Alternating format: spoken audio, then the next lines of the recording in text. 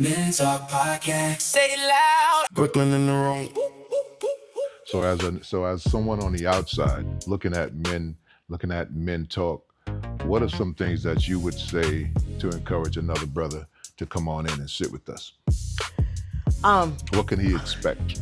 He could expect to have an experience that he's never had before, probably. He's going into a room with brothers all across different lifestyles, different ages, but he'll be welcomed. A lot of times, people are not welcome. When they go into a room, they're made to feel uncomfortable. We have a very warming come on to us. It's very safe. It's very welcoming. There's always one part of what we had was that there's always a seat for you. And so no matter whether you come every month or every week or whenever we come and we meet, whenever you're present, whenever you're able to come, there's always that seat. You never lose your seat. You never lose your voice. So it's always there for you. And I think the experience, just the camaraderie of the brothers, the loving on each other. I think that right there is the experience of it all. Yeah. Because once you feel the love and it's genuine and it comes from a good place, you saved. You can let down your guard. That's You good. don't have to be, the boxer. You don't have to be the fighter. Right. You can come in and fight along with brothers, but against the injustices that we see. That's awesome. That's awesome. Besides the pantry, what are some other programs that Men Talk offers? Well, we actually go and we started a program called what was it? Wisdom and Strength. Wisdom and Also, when we started that program, that was in our senior program. We started. There was a senior citizen development that was in Bedford-Stuyvesant that got no resources. Nice. And so we started with them giving out the Thanksgiving meals that are donated through the Barclay Center and the Brooklyn Nets Foundation. Right. So every Thanksgiving they donate food. So we took it to the senior citizen residents that wasn't getting resources. And we were like, you're not getting resources. But we're going to change that. So the Department of Health came in, they partnered with us.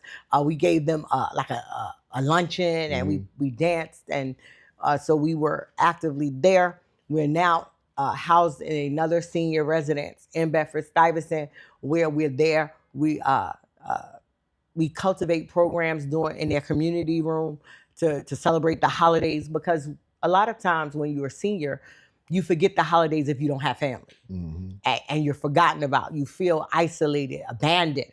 So we never want our seniors. We want to definitely celebrate them, celebrate the long life, celebrate the wisdom that they could share with us, and just actively be there and present and actively listen to them. So that's one of the programs that's really close to my heart. We're in school. We were in District 16. We're also in My 11, not on a regular basis, but we are present.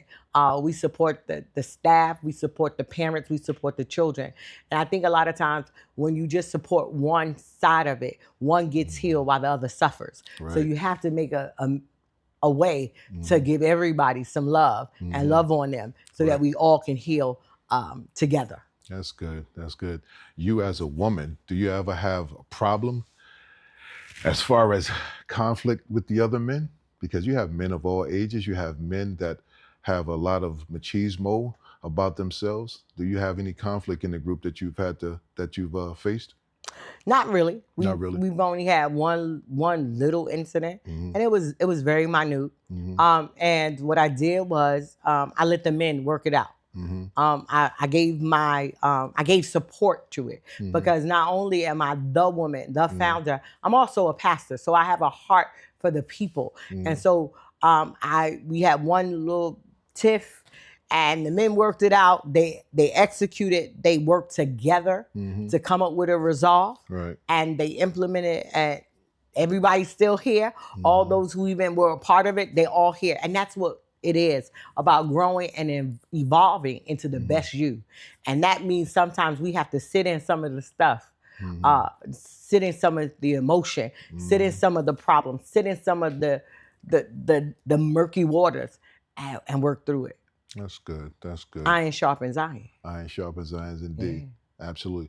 Tell us, what do you think has been one of the biggest challenges men as individuals have faced that you've had to really step in and lead and lend your leadership to, that brothers probably didn't know about? Was there any one incident that really stood out to you where you really had to step in and take the leadership of In Men Talk? in mentor?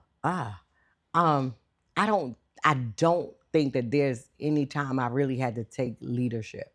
I think that the men of Men Talk are leaders within their own right. Some of them are coming into it. Some of them have been in leadership. I think that I support them. I think that's the base of my leadership role, is supporting them while they lead, because good leaders make other good leaders. And so when the only thing that I've ever had to really take leadership on, and it was one of our brothers from the beginning. He was there from the beginning. He passed away. And when he passed away, I think I saw the brothers really take it hard. They took a hit because actually he passed away on a Wednesday. I was actually waiting for him to come to the pantry. He was good with sending 1 a.m. TikToks.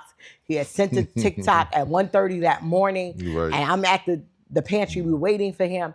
And all of a sudden we get a call from his daughter saying, he won't come to the pantry today. And I was like, he's not coming? He comes. This brother was present at every pantry while he was taking care of his sick wife, who was in the nursing home, who he took her breakfast and lunch every day. And then he would come to the pantry, or wherever we were doing something, he was present. So I think what happened was, where I had to really get up and take the leadership role, is when they were hurting. And they were grieving.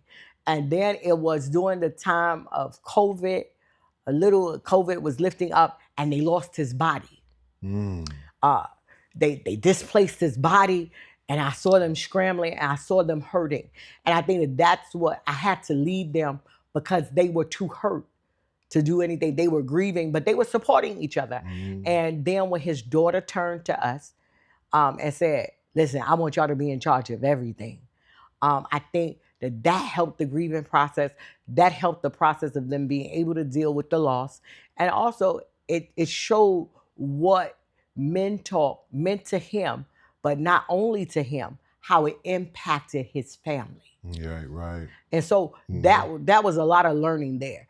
But I think that was the only time that I really had to just, like, okay, I'm in this a little bit by myself until you get yourself together. That's good. That's good. How many men would you say is in Men Talk altogether? All together, if they were all in the same room, maybe about 40 to 50. But they never in the room at the same time. Really? Never. Do you see expansion on the horizon? Oh, definitely. I do see the expansion. I see the expansion definitely soon. I think that we're getting ready to go to Atlanta in September. People are excited about it. The men are excited about going. Other brothers that we've connected with already in Atlanta are excited about them coming. And where there is excitement, there's work, there's, there it is. Right. I think it's evolving already. Yeah. So I'm definitely excited about it and just waiting to see it.